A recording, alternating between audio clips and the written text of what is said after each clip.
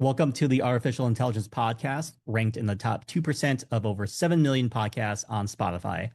I'm your host, Dr. Tony Huang. Today we're with Bill. Bill, can you give us a brief description of your background? Yeah, my name is Bill Franks. I've been in the analytics and then data science and now AI space for my entire career. In the past, I've been a chief analytics officer for both a multi-billion-dollar public company, a couple of smaller private companies, spent a few years at one of the large universities here in Georgia, and now I'm here with you today. So Bill, you were like the chief analytics officer at Teradata, and then you spent 5 years running the Center of for like data science and analytics at Kennesaw State. My question is like, where is the industry most wrong about what's actually coming out of the universities right now? Well, I think there's a couple things. One thing I always talk to employers about, they'll say, "Oh yeah, I'm going to go hire some analytics people or some data science people, whatever their term is." And I still remember, and this is not an exaggeration, back around 2011, 2012, I had a slide I used in my conference talks talking about how, hey, there's actually degrees focused on analytics now, and there was a list of three and then 10. Now there's hundreds. And so one of the challenges is there's a lot of degrees that purport to be analytics or data science or now AI that are coming from engineering depart or programs or from business schools, et cetera. And it's not that any of them are wrong, but they're going to be very, very different in terms of what they focus on. So if you want someone who's going to be able to be more businessy, but also has some background in analytics methods, you might want someone from a business school. If you need a data scientist who's going to code all day, you probably want somebody from a computer science program. So I think that's one of the biggest disconnects is that we went from no specialist degrees to so many that I think a lot of people mistake that they're all equivalent, and they're not. And I'm curious, so like the field's capability doubles in like months, while the within academia it updates in the gears. So what is like a 4 year degree actually teaching at this point?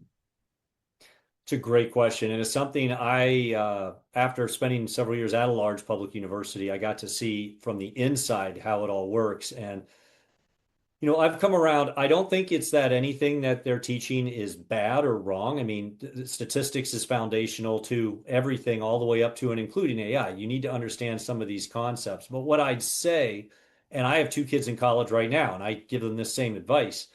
It's no longer sufficient to rely on a university degree as your base of skill set. You need it to have your ticket punched, right?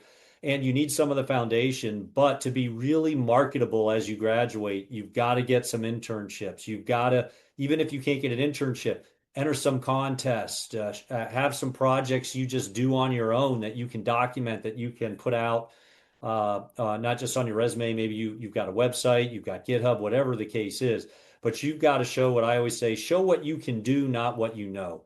I as a hiring manager never cared how many degrees someone had or how much, let's say, academic knowledge they had. What I cared was how can they apply that. So I think in addition to still having to show you can apply what you learned, in order to do that these days, you have to be focused not just on going to college, but on doing these other things alongside that degree. Admittedly, can be intimidating and possibly frustrating for students, but in my opinion, it's the only way you're going to be competitive given how many people are out there trying to get jobs in these like the realm of AI and analytics and data science today. So, like, as a freshman who starts like a computer science degree in the fall and then graduates in a world where most of what they learn is obsolete, I guess, like, who's to blame? Is it like the student, the employer, or like the school? I mean, it's tough. Really right now you can't blame the students too much because it was only a couple years ago you would have been a freshman going into computer science when it was the hottest degree, and there was no AI yet of substance, no generative AI and such, and LLMs of any substance, because that really only took off in early 2022, and it took a year and a half for everyone to catch up. So I think there's a current generation of students who really got just sideswiped, didn't see it coming, couldn't have seen it coming, and I do feel bad for them.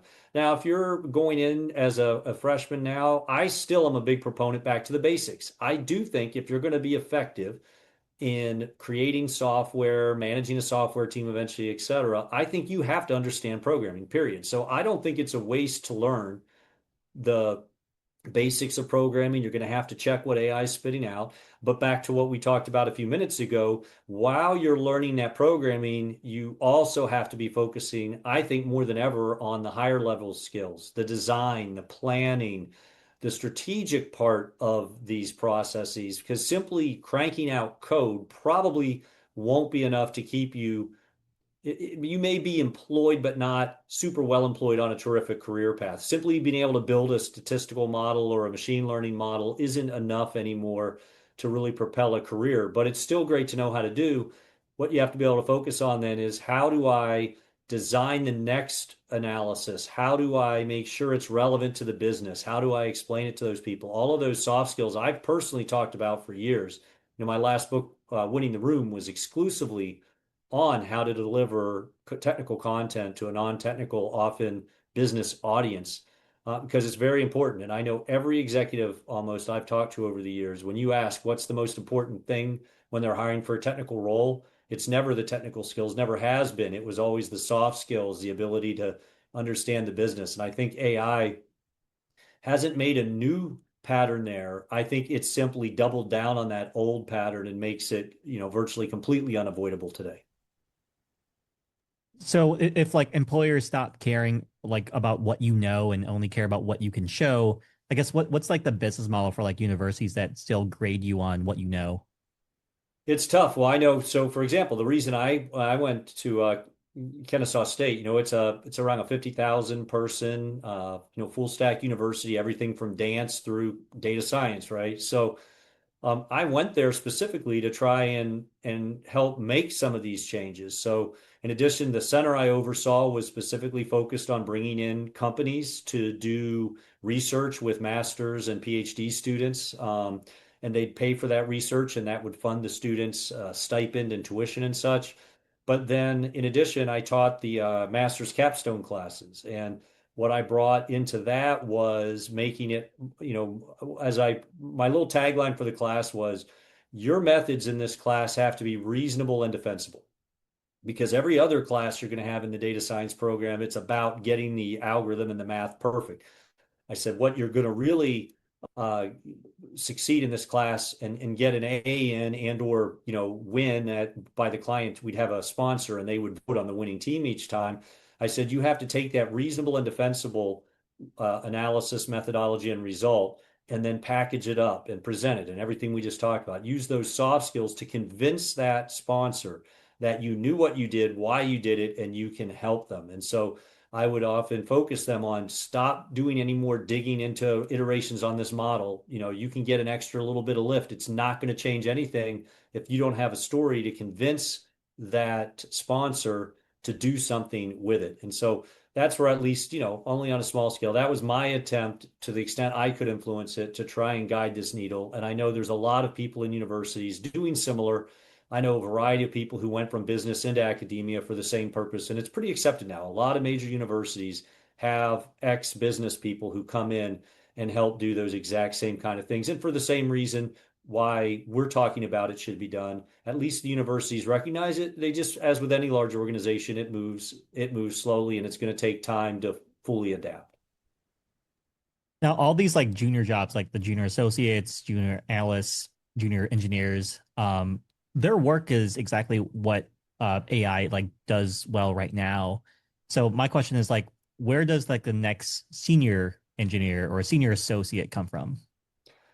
Yeah, this is one thing I remember back when we first started offshoring roles around the year 2000, give or take. One of the arguments that I thought had a flaw was people said, "Oh, we're only offshoring the tactical roles. We're offshoring the database administrators, some basic coding and such, nothing of the strategic nature, right?" And I remember at the time thinking to myself, that sounds great. But the way I got prepared for my more senior roles was years of doing the grunt work, doing the coding, understanding, seeing how the models really do and don't work well in practice, given the situation. And that was immensely valuable to me then become the senior manager. So I said, well, what's going to happen in a few years? Who will be ready for those next layer of roles when we're not having anybody stateside doing it? Well, sure enough, what happened over the 2010s and continuing now is a lot of times we're onshoring what was originally an offshore tactical resource because they're the only ones with the requisite skills. So we went from one human to another. It's a bigger risk now because we're making the same fallacy with AI, saying we're just offshoring outsourcing the tactical stuff to AI. That sounds great until we don't have anybody who knows how to program, who we don't have anybody who knows how a model actually works. They've all been using AI. So one of two things happens, neither of which is good. If AI learns to do all of that for us, now we have to reevaluate the entire job market. Or almost worse, if AI doesn't, we'll have nobody qualified to step into that next layer of role. So one of my big things I think companies need to do is instead of, let's say I can use AI to 10x my programming output. Instead of putting my goal to be 10x, you tell me for or 4 out of 5 or 9 out of 10, I need to be 10x. But that remaining one, I need to do the task manually. And it's a matter of keeping me in shape with my skills and my brain and being able to know how to do it so that I don't completely lose that ability. Just much like if you never exercise, you're not going to be able to go out and run a 5K if you absolutely had to. So people who exercise are doing it to keep themselves in shape. I think we have to do something similar, and we have to adjust the metrics to account for the fact that you can't look at it that 1 out of every 10 tasks, I'm 10x slower. You have to look at it as that's the investment so that down the road strategically in 2 years and 5 years and 10 years, we'll still have people who know what the heck is going on. Because that to me is the biggest risk we have now. Everyone outsources all the thought, all the design, all the strategy to AI. And even if someone was pretty smart, they won't, back to what can you do, not what do you know, they won't really be able to do anything and they won't necessarily know anything anymore. Every CEO wants like senior talent and zero entry level headcount. So, like, what did they think the supply chain for senior talent was? I'm going to be honest with you. I think most people making that decision aren't thinking about it like we just went through, right? How do you get to be in that pipeline for senior? You have to have a lot of that junior experience. And I just think it's naive to assume you can. I'll put it this way. I know from my own personal experience, I would not have been as comfortable or as successful in my senior roles if I had not had a lot of hands-on getting my hands dirty. I think it's the same. Go to a contractor. I promise you, the most successful general contractors building houses or doing remodeling, they started out, they probably put in a bunch of nails and laid a bunch of tile themselves, and they understand how it works. So I think, unfortunately, what's happening, a lot of people making those decisions are doing it purely from back to the way the market works today, a short term, quarter by quarter. Here's an opportunity to trim some headcount and cost over here. We'll hire up these people there. And I genuinely think most of the folks that are uh, limiting the opportunities for juniors have not thought through it strategically. It's a simple tactical decision. And eventually, hopefully, a lot of them will think about it. And maybe discussions like we're having as people either hear our discussion or start to have their own, people will reverse a little bit because I think it is a critical risk with AI right now is getting to where we just don't have enough people who actually know what's going on because we never gave them the chance to hone those skills and learn. And in your opinion, like, at what point does like AI as leverage, quietly become like AI is something that I just have to have because I don't have the skill sets that would allow me to do the thing that AI does. So it's interesting. I think there's a point, this is where there's good and bad in anything, right? If I'm a small company starting up with very tight budgets and not much uh, skills in a given area. So I could be, if I started a company, for example, I'm going to be lacking in finance in terms of managing the books and doing all the accounting. Someone who's from an accounting background won't know my area. I think especially for the smaller startups, I think you can make a lot of progress quickly because AI can handle a certain amount of the stuff. But at the same time, as you scale, you're going to eventually have to get people who actually know what's going on to then manage that stuff. And I think then we're back to the same thing. And in a big company, sure, maybe you could get away with being more choosy on who you bring as a junior. So we used to hire a lot of juniors and we knew as we hired them, I just hired 10 this year. 3 of them seem like really high potential. The others will probably be fine.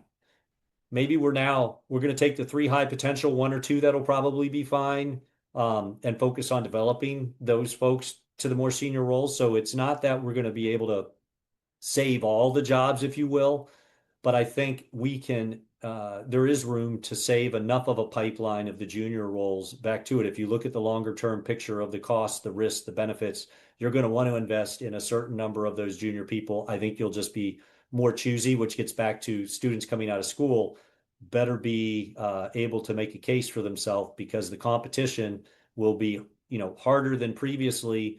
And the old school way of proving that by simply having a degree means less as a percentage of the assessment employers will make.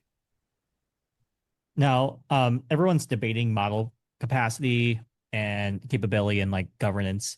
So, what's like the boring physical constraint that's actually going to decide who's going to win? Yeah, interestingly, I think this was my blog just this past week is um, I've seen a lot lately about the I think my blog was called Dirt, Cement, and Metal.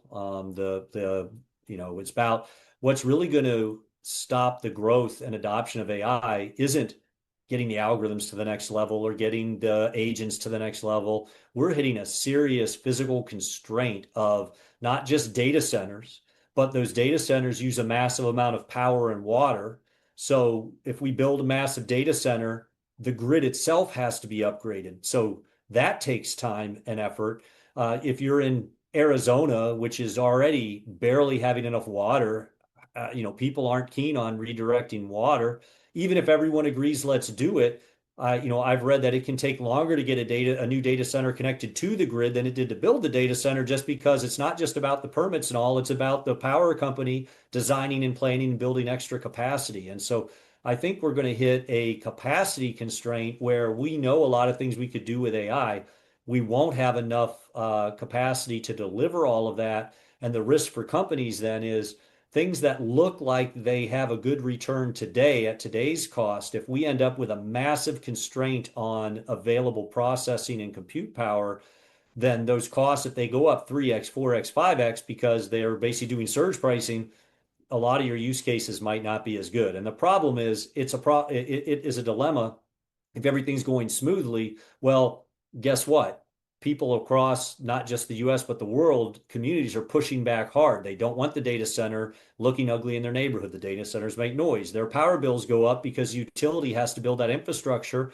And while the data center has to pay for all the localized infrastructure to get its power, often the utilities rules are if they have to build a new power plant and substation to support it, that's on the utility slash the customer. So with all the pushback that's starting, I suspect the already constrained growth relative to demand is going to be further constrained because a lot of existing projects are going to be halted or canceled, and a lot of new projects aren't going to be allowed to get off the ground.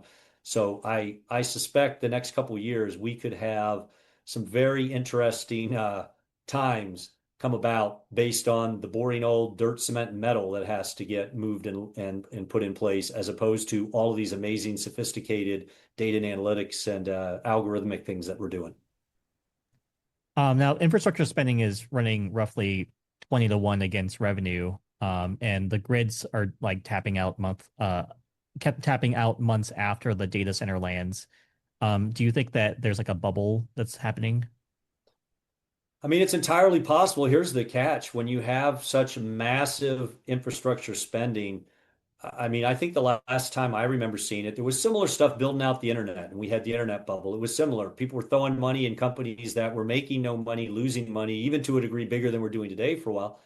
I think the problem is it's not that it's impossible for this massive spending to pay out over time, but the question is how fast will it pay out relative to the expenses today, and how long can those expenses basically sit on the books without getting paid off by that revenue? So, in the early days of the internet, there were a lot of companies that were first that went nowhere. Even as the simple example of Netscape, it was first, it was the leader, but it couldn't keep up with the spending. And then some big companies came in that had deeper pockets. They beat them, they were able to beat them out, and then things went to open source, et cetera. The point here is simply that I think we're going to, we're going to have to deal with that whole issue of, what do we do when we don't have enough? How long then does that push out that window where it will pay back? and how many companies can sustain the debt load until that payback period. I suspect there were already companies that were overextended under their initial rosy projections that got the investment. They were probably behind on the day that that went through. And now these constraints we're talking about, I think a lot of them will get in much trouble, more trouble much sooner than we expect. Whether that'll lead to a huge bubble burst or just some localized mayhem in the space, I guess time will tell. I've always had this notion that like the conventional wisdom is that like technical jobs are safe and then creative jobs are kind of at risk. But right now I'm kind of seeing the opposite. What's your take on that?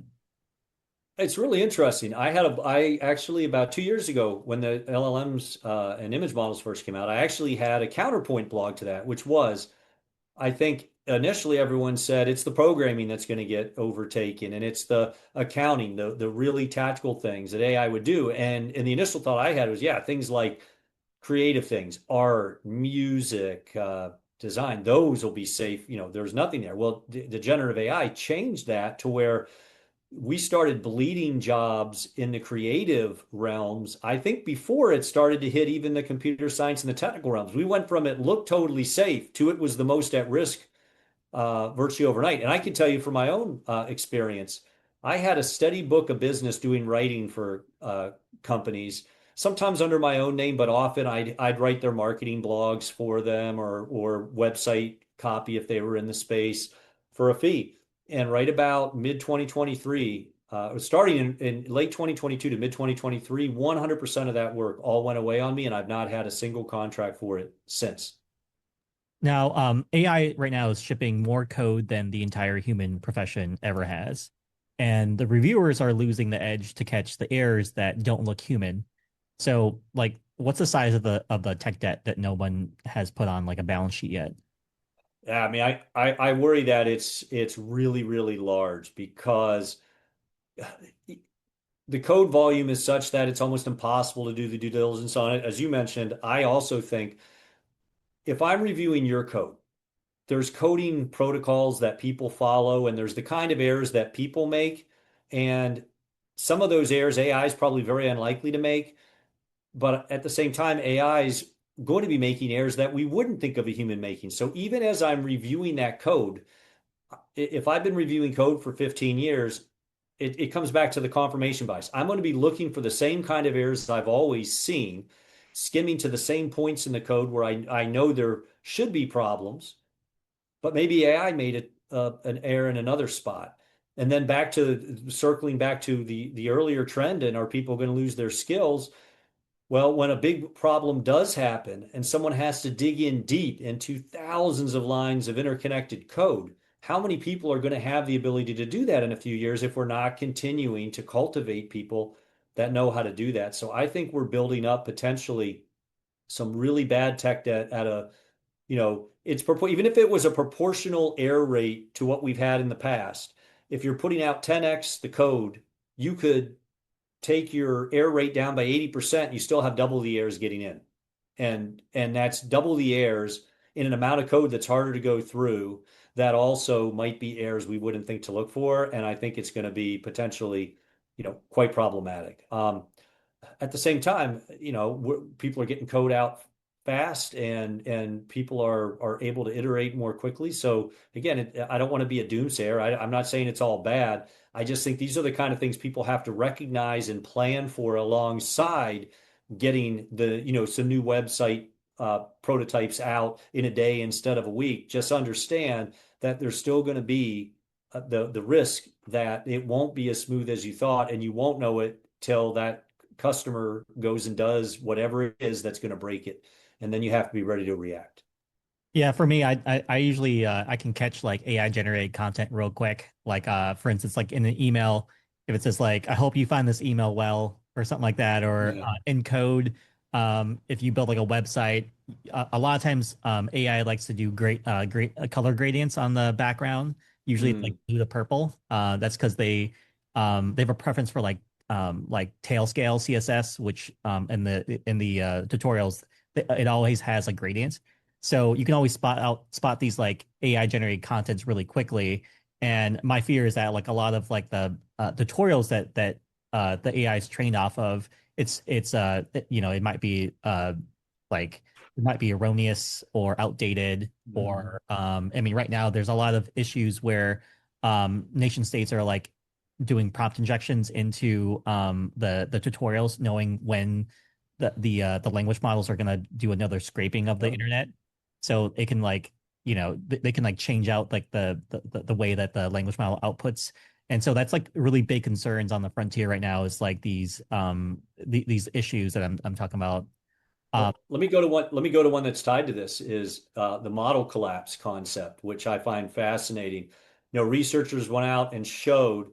So conceptually, any statistical model or any algorithm of any type, by definition, it's trimming variance out of the data. It's trimming the extremes. So everything from a classic regression even to a neural net and so forth, by definition, those really rare extreme points, when you start to do predictions, they're never going to be quite as extreme. And what's happening is we started with all human-based content, whether it was code, writing, images, whatever, to train the models. We're now generating so much output from models, and there's no effective way to identify the AI generated versus not. As everybody knows, when you look at AI generated text, for example, it's a little dry, it's a little bland, there's not as much variance. Not a big deal right now when we're on iteration 4. But as we go down dozens or hundreds of iterations, where we go from 50% human generated to only 10% to only 2%, it's going to start self-reinforcing. And down the road, we could end up with models that are just completely worthless. Like the whole concept of LLMs could go kaboom. And what we could end up having to do is say we need to go back to the way back, or whatever the current version is, of content as it existed in 2022 or before, and retrain the latest, greatest model only on that content, because it was human substantially and will make the model have the proper variance. Then we just update it with some of our more recent things, like if you need news, current events, and all that. But the model collapse, I think, is a real problem, because for it's like viruses on computers. Every time someone comes up with a way to either watermark to show something's AI or to identify AI that's not watermarked, the bad guys come and find a way to undo that fix on either side of it. And so we're really left currently with no effective way to do it, other than when people are in good faith flagging it on their own and no one else removes those flags maliciously. And I think that's the only thing saving us, is hopefully enough people are tagging the images. But I feel like with the text, nobody's really. I see LinkedIn posts, blogs all the time. I can tell AI was involved and they're not flagged as AI. So the next model is just going to read it in. We're going to lose more variance, and the models are going to sound worse and worse and be less effective. Yeah, I do agree with you. Model collapse is one of the worst things that could happen. I mean, in the past, language models would go and read like books off of Amazon, and then now there's like ebooks that are published by language models being published on Amazon, which will then be reread by another language model for training, and so you get that loop that like just creates really really bad outputs and collapses the model. And that's my biggest fear, is that's probably where it's headed towards, because again, like you said, there's no transparency in what content is Gen AI generated versus what's human, so that we can overcome the model collapse. Because right now it's just kind of ingesting everything and assuming it's human generated, if there's no flag. Well, let me give you the flip side of how this could all save all of our jobs in the long run. It's kind of like we're having amazing technological advances through the use of satellites, right? But one of the big risks already is there's the space debris out there. And, all it's going to take is the first couple times a few satellites hit each other, or worse, somebody, blows up satellites and stuff, and there's enough debris, you start chain reactions, you end up in a point where we can't really deploy satellites until we develop new technology that can somehow survive all of the debris.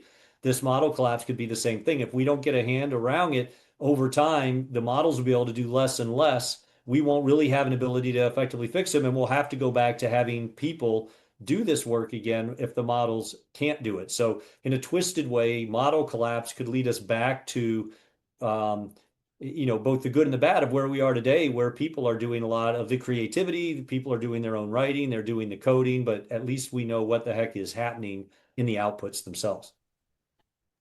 So for executives, like the half-life of an AI strategy deck is about like 6 months. Yeah. So as an organization, how do you like commit a multi-year budget to something that's still like rewriting its own foundation? Yeah, I think this is a challenge beyond any in my career by far. So I always like to say, I think a blog earlier this year was about the fact that we typically have the innovations chasing our ideas. And what I mean by that is, I remember back in around 2016, 17, having a slide or two about how GPUs were going to be huge for AI. And at that point, it had been proven that they could help with the right type of computations, but they hadn't yet been tuned for AI nor produced at a scale enough to support AI. But everyone saw it coming, so we planned ahead. How will we use GPUs? And the people on the frontier edge did have access and they could get ahead of it. I think quantum computing is the exact same situation today. We know what we can do when we hit 100 qubits, 200 qubits, whatever the case may be. It's going to take a couple years to get there, but we can be planning, budgeting, getting everything laid out. What's happened with AI, the innovation's coming so fast and furious that I know, even as I'm someone who tries to keep up on this, and I literally pour through a news feed of tons of articles every Friday, I still find myself going, oh my God, I didn't even know this was coming, let alone here, probably at least once every month or two. And so, to your point, you can have the best laid plans, but then this new version comes out that makes what you're halfway built already completely outdated already. And so, I think it's going to take an acknowledgement by everyone that this is going to be absolute mayhem. It's going to be stressful as hell. You're going to have to change on a dime. The whole idea of not chasing sunk costs is going to have to be more important than ever. We might be a million into a 2 million project, but if literally a new AI model came out that can handle most of what we were going to finish in the last million, if we simply, you know, started over a huge chunk of it, then that might be the best decision. I think also the budgets, you almost have to, be a little more loose than before and say, in the next 6 months to 12 months, we might be fairly confident where the budget might go. Beyond that, you acknowledge more. These are our best guesses. We know we're going to have to spend $10 million in 2028, but the chance that we will spend it on whatever we think today is almost zero, whereas in the past it was never 100%. But say it was at least 50-50. You'd be able to project at least a decent chunk. There's always things that become more or less important and you'd have to shift budgets. But I think these days you have to be prepared that most all of your long-term planning and budgets are actually going to be completely redirected by the time you get to spending them. And that's stressful. It's uncomfortable, but I think it's the reality that folks are going to just have to start facing. And if everybody in the organization kind of can accept that a little more, including the CEO, the CFO, the product teams, and everyone can get on board, all right, we just got to adapt to the mayhem. I think it'll be easier than if parts of the organization fight very hard to, no, we said we do this in 6 months out of our department, and that's what we're going to do. That's what we're committed to, and you can't change it on us now, right? That's that's going to be more of a losing formula than it's been in the past. And then one last question before we gotta go out. So everyone's calling themselves an AI first company now, which is Yeah. super annoying. What what are most of them actually doing first? Are they like adopting? Are they performing, or are they expensing it? I mean, like, what makes them like AI first, or is it just kind of like something that they say they to get some interviews with clients? So I think both vendor side and client side, a lot of companies talk about being AI first or AI as a core strength or strategy, all, variations on that. And there are some cases I do think it's true on both ends of that, or at least they have every intent of it being true and they're diligently trying. I think it's like it happens in every single trend that we see. Everyone became a big data company suddenly around 2011, 2012, and pretty soon every database, every application, every company, oh, we're in big data, we're in big data. Then everything became data science for a while. Everybody's data science first, right? Then it was AI, what I'll call traditional AI, when you're doing image recognition, some basic, the LLMs and the sentiment analysis thing. And now everybody's Gen AI agents, etc. I think it's just the same natural tendency that everybody wants to chase the cool stuff and claim they're in it and doesn't want to miss it. So what I always say is, marketing departments can always get a little bit aggressive. Um, I think you don't want to go too far, and you also have to be self-aware enough to know, all right, where did we puff this up and where is it real? Because the dangerous thing is when either a client side company totally believes a vendor when they tell them how much they're AI driven, when all they've really done is implement a few AI components and you're subsequently buying the same product, or when a company really thinks they're AI driven, and I've seen companies thought they were big data driven, thought they were data science, whatever it is, and if they're not really doing it, they're not going to make much progress after they threw a bunch of money and hype on it. And then unfortunately, they're going to start again, whatever the next hypey term is, and they'll be driven by that. So I think it's a natural pattern that always occurs with the latest trends. Everyone wants to be on board, so you just have to be very self-aware of where you really are and reasonably can be. And equally, you have to be skeptical of anyone you're doing business with about where are they reasonably today and where can they reasonably be in the future. But if you interact based on your joint marketing outlines, you're going to have some pretty big mismatches in expectations versus actual capabilities. Well, thanks, Bill, for coming on the platform. And I learned so much about this. And to the viewers listening at home, stay curious.